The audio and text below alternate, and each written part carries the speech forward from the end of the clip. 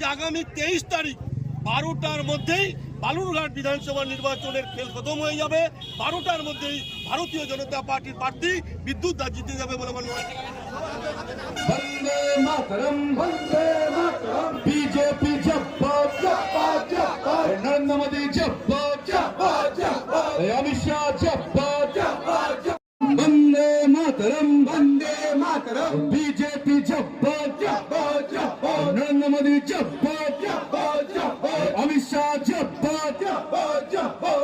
আজকে হিলি ব্লকের বিভিন্ন অঞ্চল থেকে আমাদের কাছে যে তালিকা এসেছিল 395 জনের তালিকা এসেছিল, তার মধ্যে অনেকেই আসতে পারেনি। এই যোগদানের ফলে স্বাভাবিকভাবে হিলিতে আমরা শক্তিশালী ছিলাম, কিন্তু আমাদের কিছু জায়গাতে মানুষ আমাদের সঙ্গে ছিল, সাংগঠনিক একটু দুর্বলতা ছিল। সমস্ত দুর্বলতা কেটে গিয়ে আজকের এই জয়েন্টের পরে মনে হচ্ছে যে আগামী 23 তারিখ 12টার মধ্যেই বালুরঘাট বিধানসভা নির্বাচনের খেল খতম হয়ে যাবে। 12টার মধ্যেই ভারতীয় জনতা পার্টির প্রার্থী বিদ্যুৎ দাস জিতে যাবে বলে আমার মনে হচ্ছে। এখানকার যিনি বহিরাগত তাকে